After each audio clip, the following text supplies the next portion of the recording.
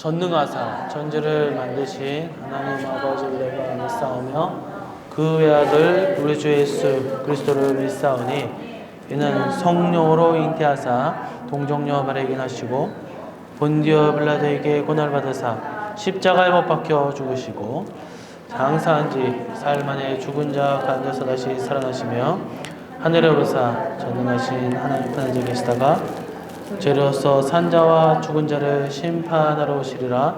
성령을 믿사오며 거룩한 공예와 성도가 세력도하는 것과 죄를 사하여 주시는 것과 몸이 다해 사는 것과 영원히 사는 것을 믿사옵나이다. 아멘. 사도행전 20장 22절로 24절 말씀입니다.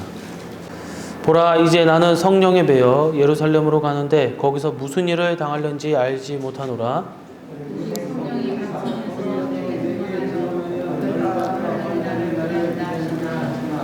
다 같이 내가 달려갈 길과 주 예수께 받은 사명 곧 하나님의 은혜의 복음을 증언하는 일을 마치려 하면은 나의 생명조차 조금 더 귀한 것으로 여기지 아니하노라. 아멘. 할렐루야. 오늘도 하나님의 은혜가 함께 하시길 간절히 소망합니다. 오늘은 사도행전 20장 22절에서 24절의 말씀, 짧은 말씀 중심으로 바울의 사명 감당이라는 제목으로 하나님의 말씀을 전하도록 하겠습니다. 이 바울은 다메섹 도상에서 주님의 부르심을 받고 이방인들을 위한 그릇으로 주님께서 택정하시게 되죠. 그리고 그를 만나주시고 성령 충만함으로 이끌림을 받게 됩니다. 바울은 부르심을 받은 이후 일생 그 사명에 매진한 사도였습니다. 예수님을 만난 후 오직 예수님만을 전하고 가는 곳곳마다 교회를 세우고 교회를 정비하고 관리하고 성도들을 바로 세우고자 늘 애썼습니다. 디모데후서 4장 7절을 보시게 되면 바울은 이런 고백을 하게 됩니다. 달려갈 게 다 마쳤다라고 말을 하고 있죠. 이게 무슨 말일까요? 자기 사명을 완수하였다라는 거예요. 그리고 그 길 이후 그는 주를 위해 목숨을 내놓았고 순교를 하였습니다. 당시 바울은 예루살렘을 향해 가려고 하였습니다. 하지만 당시 유대인들은 바울에 대해 극한 적개심을 품고 있었죠.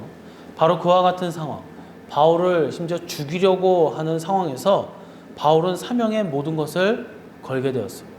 오늘 본문은 그가 어떻게 사명을 감당했는지, 어떻게 이루어갔는지 그것을 기록하고 있는데 우리가 그 내용을 함께 살펴보면서 그 은혜와 깨달음이 있는 귀한 시간 되기를 간절히 소망합니다. 자, 첫 번째로 바울의 사명을 어떻게 했는가? 성령님에 매여 예루살렘에 갔습니다. 22절에 보니까 보라, 이제 나는 성령님에 매여 예루살렘으로 가는데 거기서 무슨 일을 당하는지 알지 못하노라 라고 했습니다. 바울은 성령님에 매여 성령께 붙들려 사명을 감당했다고 했어요. 자기 힘으로, 자기 지혜로, 자기 생각으로 감당한 것이 아니고 하나님의 영에 붙들려서 하나님의 영의 인도하심으로. 그러니까 거기 앞에 뭐가 있을 것이다. 거기에 무슨 계획이 있고 거기에 내가 어떻게 할 것이다. 그런 것이 아니래요. 그래서 뭐라 했어요? 나는 성령님에 매였다. 그래서 예루살렘으로 이끌렸다 이거예요. 나는 내가 어디 갈지 몰랐다 이거예요. 그래서 뭐예요? 거기서 무슨 일이 발생할지, 어떠한 일이 있을지 나는 알지 못한다는. 누군가 물어본다면 거기 왜 가세요? 예루살렘에 왜 가십니까? 사도 바울님. 그러면 나도 모른다. 성령님께서 거기로 가라고 하셨다 이렇게 얘기했다라는 거예요. 그래서 성령의 매여라고 할 때 여기서 매여로 번역된 히브리어 헬라어 원문은 데오라는 단어를 사용합니다. 데오는 결박하다, 묶다, 조이다라는 거예요. 그러니까 나는 성령님의 조임을 받았고 묶였고 매였다라는, 결박을 당했다라는 거예요. 철저하게 나는 내가 움직일 수 없다라는 거예요. 오히려 성령님의 그 이끌림에 질질 끌려다녔다라는 거예요. 옴짝달싹 못할 정도로 성령님께 붙들림을 받았다라는 거죠. 우리도 그렇게 해야 될 줄로 믿습니다. 그러니까 아무리 큰 일, 특별한 일을 감당해도 우리의 힘과 능력, 지혜로 하면 무슨 의미가 있겠습니까? 그러니까 내 일이고 또 내 의를 드러날 수밖에 없는 거고 내 힘으로 했다, 자랑할 수밖에 없다라는 거예요. 하지만 성령님의 힘과 능력, 인도하심을 따라서 거기에 철저히 붙들려서 사명을 감당할 때에 나는 빠지고 성령님께서 그 일을 해내신다라는 거예요. 바울이 그랬듯이 우리 모두가 또 우리 직분을 받은 우리 사명자가 우리 성도님들이 성령님께 철저히 붙들려서 사명을 감당해야 될 줄로 믿습니다. 예수님께서 그와 같이 사명을 감당하셨기 때문입니다. 예수님은 성령님과 함께 하심으로 복음 사역을 감당했습니다. 누가복음 4장 18절에 보면 주의 성령이 내게 임하셨으니 이는 가난한 자에게 복음을 전하게 하시려고 내게 기름을 부으시고 나를 보내사 포로된 자에게 자유를 눈먼 자에게 다시 보게 함을 전파하며 눌린 자를 자유롭게 하고 라고 하였습니다. 주님은 이 복음을 전하는 것도 죄의 매인 자를 자유케 하고 눈먼 자를 다시 보게 하고 또 뭐예요? 여러 가지 기적과 이적을 행하는 것은 내 힘으로 하는 것이 아니라 바로 성령님과 함께 하심으로 이루셨다고 했어요. 그러니까 주님처럼 우리도 그렇게 성령님과 함께 할 때, 성령 하나님과 함께 할 때에 성부 하나님 맡겨주신 그 사명, 직분을 감당할 수 있고 승리할 수 있을 줄로 믿습니다. 그러니까 주님께서 십자가의 죽음과 부활로 베드로를 만나서 뭐라고 그랬어요? 남이 띠를 띠 우리니라고 하였어요. 요한복음 21장 8절에 보면 내가 진실로 진실로 내게 이르노니 내가 젊어서는 스스로 띠띠고 원하는 곳으로 다녔거니와 늙어서는 내 팔을 벌리리니 남이 내게 띠띠우고 원하지 아니하는 곳으로 데려가리라 라고 했어요. 이게 일반 사람들이 이게 무슨 소리인가 할 수 있어요. 이게 대체 무슨 소리야? 예수님이 무슨 말을 하는지 하나도 알아들을 수 없는 암호 같은 얘기를 하고 있다는 거예요. 이 말씀의 의미가 뭐예요?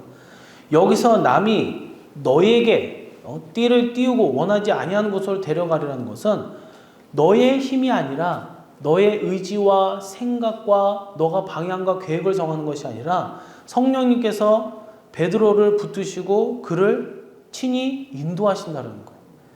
베드로 뿐이겠습니까?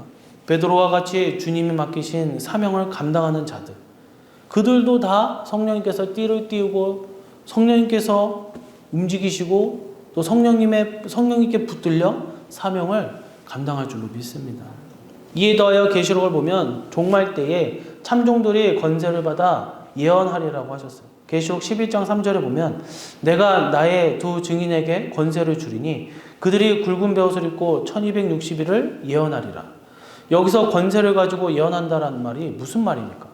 이 권세라는 것은 바로 성령 충만함으로 사명을 감당한다라는 거예요.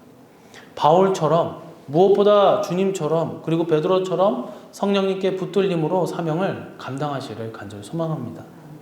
예전에 이제 2007년도인가에 어떤 교회에서 선교를 갔잖아요. 아프가니스탄. 요즘에 그 영화가 나와서 또 화제가 됐는데 2명이 거기서 죽었단 말이에요. 한 명은 목사님이 이제 돌아가셨고 한 명은 남자 성도가 거기에서 이제 목숨을 잃었는데 그것이 과연 순교냐? 아니면 하나님께서 허락하지 않았는데 무작정 간 거냐? 그렇게 얘기를 했다는 거예요. 거기서 사람들은 뭐예요? 다 국가에서 못 가게 해서 많은 선교 또는 봉사 단체가 가려고 했다가 중단을 했다는 거예요. 근데 그 교회만 유독 갔다라는 거예요.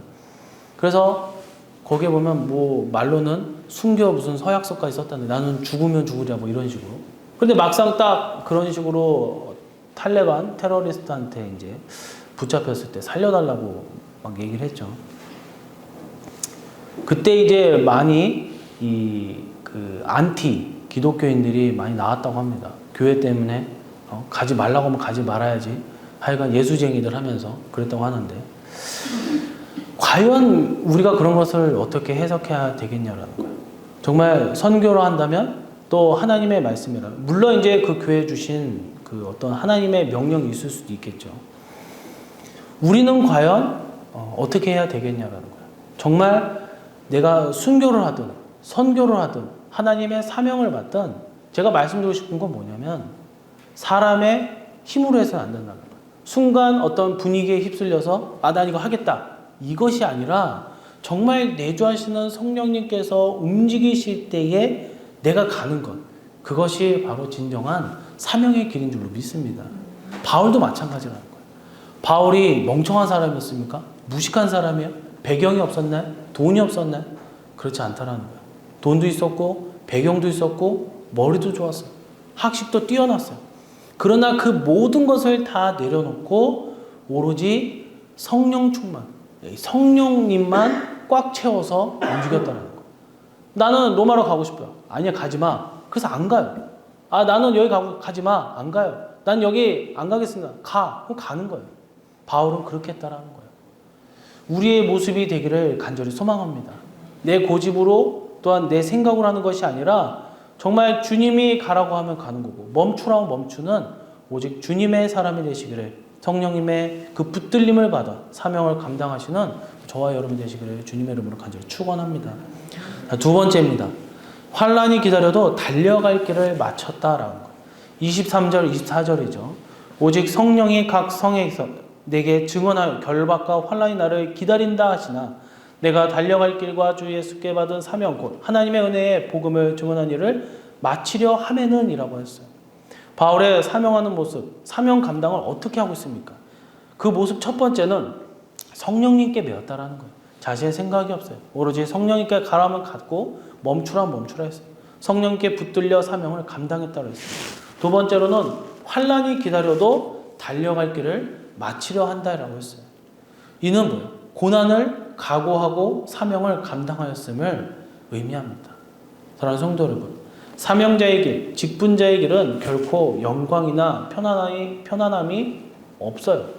그 길은 주님이 가신 길, 십자가의 길, 가시밭 길이라는 거예요.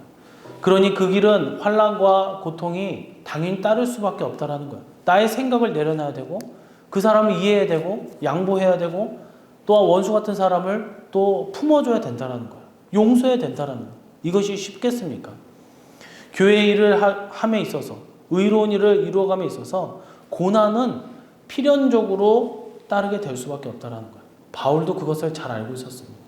성령님께서 예수님을 채워 십자가의 자리로 인도하셨듯이 바울 역시도 그 자리, 그 고난의 자리로 성령님께서 인도하시리라고 알고 있었다는 거예요. 여기서 환란으로 번역된 헬라어 원문표는 들립시스라는 단어를 씁니다. 이 들립시스라는 것은 본래 꽉 끼어 있는 상태, 헤어날 수 없는 그 상태를 말하고 있어요. 상처, 고통, 고뇌 등을 의미하기도 해요. 그러니까 실제적인 고통을 주는 상처, 그리고 마음에서 나오는 그 상처, 고뇌도 다 포함되어 있다는 거예요. 바울의 실제 사역이 이랬다는 거예요.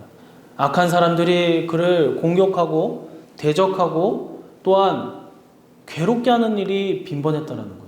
하지만 성령님께서 인도하시는 사명의 길, 사명자의 그 길을 결코 포기하지 않았다는 거예요. 아, 힘들어. 그만해야 되겠다. 이러지 않았다는 거예요. 우리도 그래야 합니다. 주님을 섬기며 사명을 감당하다 보면 당연히 고난과 고통이 따를 수밖에 없다는 거예요. 하지만 그렇다 해도 최후까지 충성하고 순종하며 주를 위해 일하여야 합니다. 바울이 감당한 고난의 역정의 앞에 그리고 신실한 사명자들의 그 고난의 길 앞에 주님이 서 계십니다. 주님은 공생애 중 당신 앞에 십자가의 고통이 있었음을 잘 알고 있었어요. 마태복음 16장 21절에 보면 이때로부터 예수 그리스도께서 자기가 예루살렘에 올라가 장로들과 대제사장들과 서기관들에게 많은 고난을 받고 죽임을 당하고 제3일에 살아나야 할 것을 제자들에게 비로소 나타내신 알고 있었다라는 거예요. 고난을 받고 심지어 죽을 것도 알고 계셨다라는 거예요.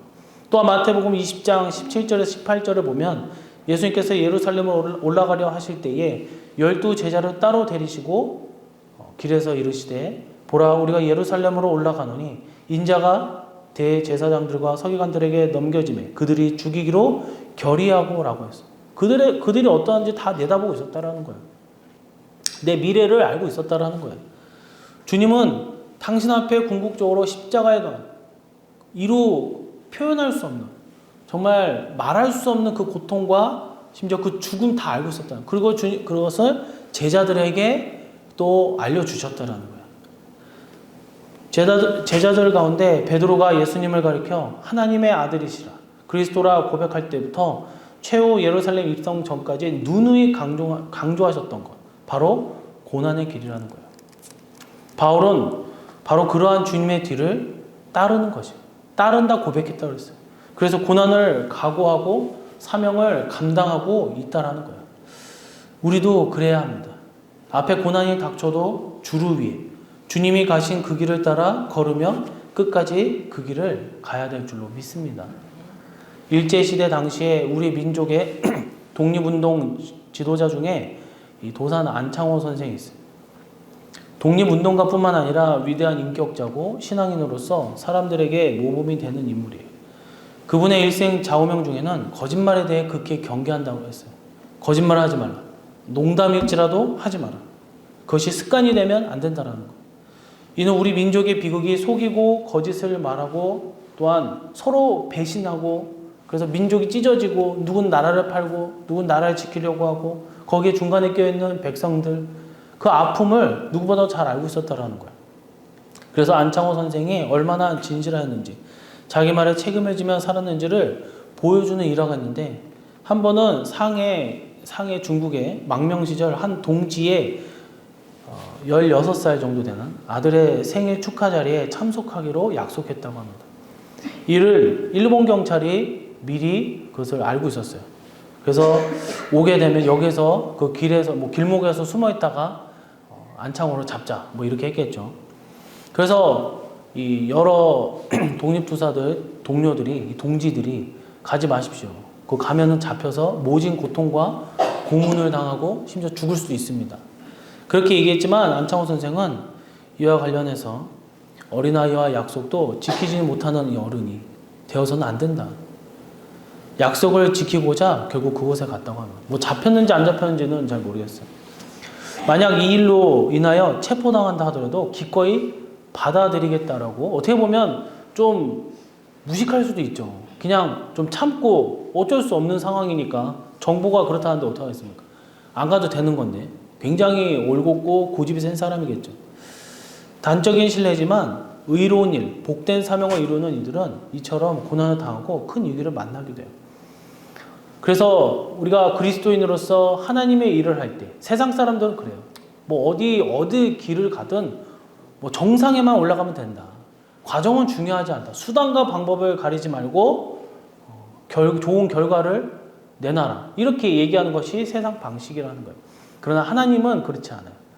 그것이 비록 기간이 길고 지루하고 또 어떻게 보면 그 결과가 형편없을지라도 과정이 선해야 결과도 선한 그것이 통째로 선한 열매가 될 수 있다는 거예요. 하나님이 원하시는 거고 주님이 원하시는 거예요. 근데 사람이 하는 그 사람의 힘으로 하려면 그것이 두렵고 떨리고 배신하게 되고 배반하게 되고 귀가 또 얇아서 또 좌로 갈 수도 있고 우로도 갈 수 있다는 거예요. 하지만 내주하시는 성령님의 도우심으로 내가 가는 것이 아니라 그 성령님의 그 인도하심으로 내가 간다고 한다면 반드시 그 고난을 이겨내고 역경을 헤치고 사명에 충성을 다하며 완성해 나갈 줄로 믿습니다. 저와 여러분이 그렇게 되기를 간절히 소망합니다. 세 번째로 복음 전파 위에 생명까지 내놓았다라고 했습니다. 24절에 보니까 내가 달려갈 길과 주 예수께 받은 사명 곧 하나님의 은혜와 은혜의 복음을 증언한 일을 마치려 하면은 나의 생명조차 조금도 귀한 것으로 여기지 아니하노라. 바울의 사명을 감당하는 모습은 첫 번째로 성령님에 매여 예루살렘에 갔다 그랬어요. 두 번째로 환난이 기다려도 각오하고 달려갔다 그랬어요. 세 번째는 복음 전파를 위해서라면 내 목숨까지도 내놓겠다는 거예요. 순교적 각오로 사명을 감당한다는 거예요. 사랑하는 성도 여러분, 사명 감당의 최후는 자기 목숨까지도 내놓는다는 거예요. 사명자들이 직분을 받고 헌신 예배를 드립니다. 왜요? 그 직분, 그 사명을 주님이 주신 것으로 알고 모든 것을 다해 헌신하겠다는 거예요. 바울이 늘 그와 같은 헌신을 각오하고 다짐했어요. 그리고 그것을 기꺼이 기쁨으로 받아들였어요. 그래서 복음 전파 사명을 위해 자기 생명조차도 조금도 귀하게 여기지 않았다라는 거예요. 여기서 귀하게 여기지, 여기서 여기지로 번역된 헬라어 원문 표현은 말하다, 생각하다, 계산하다 등을 의미하는 로고스라는 단어를 쓴단 말이에요. 로고스. 바울은 사명 앞에서 자기에게 가장 소중한 생명에 대해서도 그 가치를 말할 때, 생각할 때 그런 동등한 선상에서 계산하는 것이 아니라 당연히 복음 전파가 더 무겁고 더 높이 세울 수밖에 없다라는 거예요. 내 목숨은 아무것도 아니라는 거예요. 우리도 이 시대에 주님이 맡기신 사명에 대해 그와 같은 자세를 가져야 할 줄로 믿습니다. 아까도 얘기했듯이 막 나는 순교하겠다 하면서 막 갔어요. 뭐 보니까 이제 내용을 보면은 아까 아프가니스탄 그 사람들 갔을 때 보면 그 앞에서 가지 말라고 써 있는 그 팻말 앞에서 부의하면서 사진을 찍었더라고요. 그러면서 갔어요. 국내에서는 안 보내주니까, 우리나라에서 안 보내주니까 우회해서 이렇게 갔단 말이에요. 이렇게 우회해서 결국 들어갔어요. 그 다 잡히니까 어떻게 돼? 내가 막 순교하겠다 이렇게 갔지만 막상 그 목숨이 위태위태한 상황 속에서 총을 들이밀고 칼을 이렇게 들이미니까 다 무서워서 벌벌 떠 살려달라고 외친단 말이에요. 그것이 뭐 그 사람들이 부족해서 그런 거예요. 아니요. 지극히 정상적인 모습이라는 거예요. 저도 마찬가지고 여러분도 마찬가지예요. 왜 그렇습니까? 준비가 안 됐기 때문에 그렇다는 거예요. 하나님이 허락하지 않았기 때문에 그렇다는 거예요. 바울이 이러한 마음, 우리가 이러한 마음을 갖고 있어요. 아, 그래서 나도 오늘 말씀을 들었으니까 나도 목숨을 내놔야지 하면서 뭐 위험한 곳에 막 가고, 하나님이 그런 걸 원하시는 것이 아니라는 거예요. 우리가 날마다 그러한 마음을 품고 있대. 하나님이 허락하시면 뭐 내 목숨을 내놓는 거고, 사도들처럼. 허락하지 않으면 결국 뭐 그렇게 살다가 노년에 그냥 수명이 다해서 하나님의 부르심을 받는 거고, 각자의 역할이 분명히 있다라는 거예요. 아, 나는 순교하겠다, 순교적 사명을 갖고 있겠다 하면서 막 하면 안 된다라는 거예요. 이 시대엔 분명히 이러한 주님이 주신 그런 순교적 사명을 갖고 나아가야 된다는 거예요. 왜요? 악한 영들이 너무나도 득세기 때문입니다. 주님은 계시록 2장에서 3장 교회 중 가장 충성스러운 교회 중 서문학교회에서 죽도록 충성하라고 명령했어요. 이미 고난 중에 있고 이미 고난을 감수하지만 죽는 위기가 닥쳐도 사명에 충성하라는 거예요. 의심하지 말고 오로지 말씀과 주님을 위해서 헌신하라는 거예요. 이 말씀을 우리를 향한 그런 말씀으로 받으시기를 간절히 소망합니다. 계시록 20장 4절에 보면 최후 천국, 천년왕국에 하나님의 말씀과 예수님의 증거로 목배임을 받은 자들이 결국 어디로 가요? 1000년 동안 그리스도와 더불어 왕노릇한다라고 했어요. 또 내가 보좌들을 보니 거기 앉은 자들이 있어 심판하는 권세를 받았더라. 또 내가 보니 예수님을 증언함과 하나님의 말씀 때문에 목배임을 당한 자들의 영혼들과 또 짐승과 그의 우상에게 경배하지 아니하고 그들의 이마와 손에 그의 표를 받지 아니한 자들이 살아서 그리스도와 더불어 1000년 동안 왕노릇하니라고 하였습니다. 뭐예요 이게?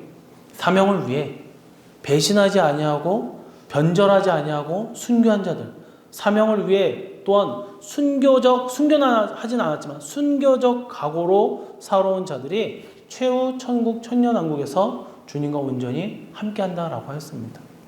사도 바울이 목숨을 다해서 또한 목숨도 아끼지 않고 사명에 충성한 것은 바로 이 때문이다라는 거예요. 이 영광스러운 상급과 귀한 소망이 변하지 아니하는 소망이 있기 때문입니다.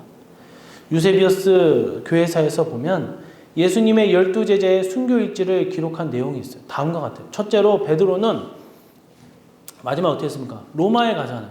로마에 그것도 성령님의 부르심을 이끄심에 받아서 영화에 보면 굉장히 장엄하게 합니다. 제자들이 막 말려요. 가시면 죽습니다. 가지 마십시오. 하지만 그 노년의 베드로가 그것을 만류하고 가게 돼요. 그러면서 앞에 막 콜로세움 같은 게 막 있고 그랬던 영화를 제가 본 것 같은데, 그래서 가요. 하지만 결국 어떻게 됩니까? 십자가에 거꾸로 매달려서 목박힘을 당해서 순교하게 되죠. 두 번째, 안드레는 헬라에 가서 전도하다가 아가야 성에서 십자가의 줄로 매달려 죽임을 당했습니다. 이 X자로 된 십자가라고 합니다.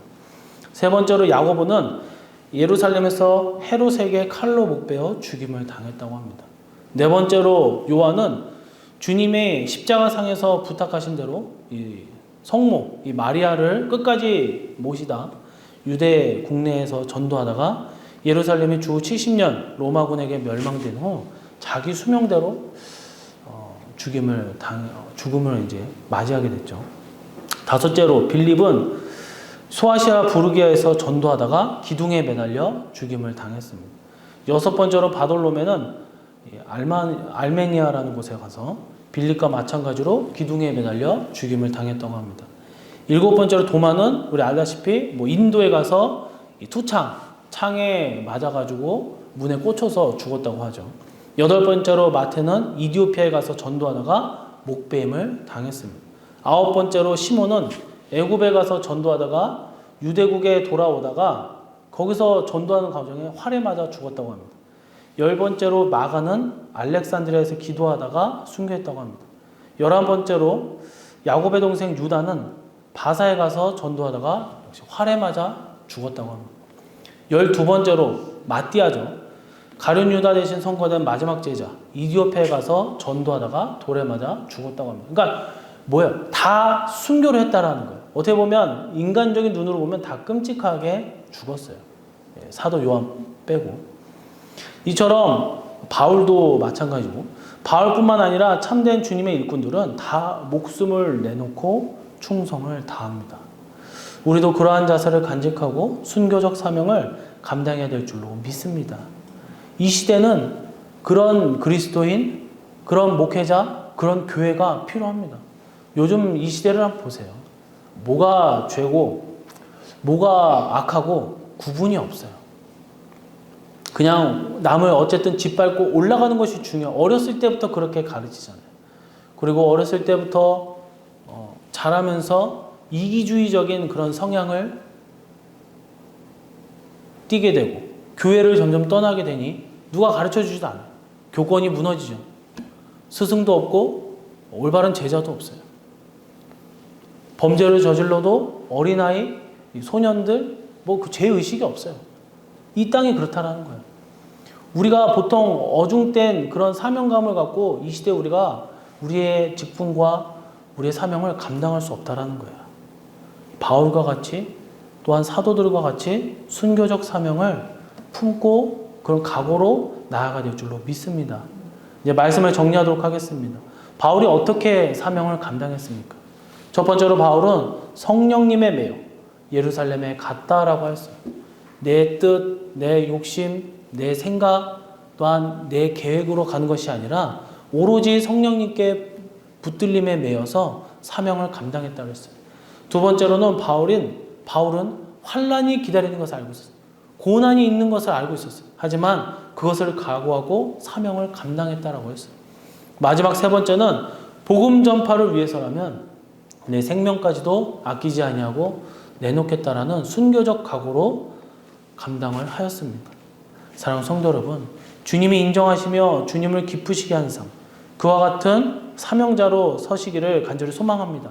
늘 성령 충만하며 환난과 악한 영의 게임에 넘어가지 아니하고 순교적 각오로 사명을 감당하는 주님의 자녀들, 성도님들, 직분자들 다 되시기를 주님의 이름으로 간절히 축원해드리며 이제 우리가 다 같이 기도하도록 하겠습니다.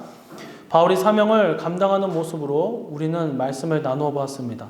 바울처럼 사람의 힘과 지혜로 하는 것이 아니라 성령님의 그 붙드심으로 이끌려 충만함으로 사명 감당케 해주시고 어떠한 고난과 환난이 있다 하더라도 두려워하지 않고 능히 이겨낼 수 있는 주님이 주신 새 힘과 권능을 빌려주시어 그 고난, 그 모든 것을 뚫고 나가 승리하게 하시고 복음 전파하는데 내 생명을 내놓을 수 있는 그 믿음과 각오와 의지를 허락하여 주시고 그랬을 때 우리 교회가 마지막 때 주님 앞에 크게 선하게 쓰임받고 성령의 열매를 무수히 많이 맺는 우리 교회가 되게 하여 주시옵시고 이 시대 빛과 소금의 정체성을 품고 주님을 천국을 향해 나아가는 진정한 주님의 교회와 사랑하는 우리 성도님들 다 될 수 있도록 하여 주시옵시고 부흥과 재정의 허락하심 담임 목사님 위해서 이 시간 오늘 말씀을 생각하면서 주여 삼창 부르시고 기도하도록 하겠습니다. 주여!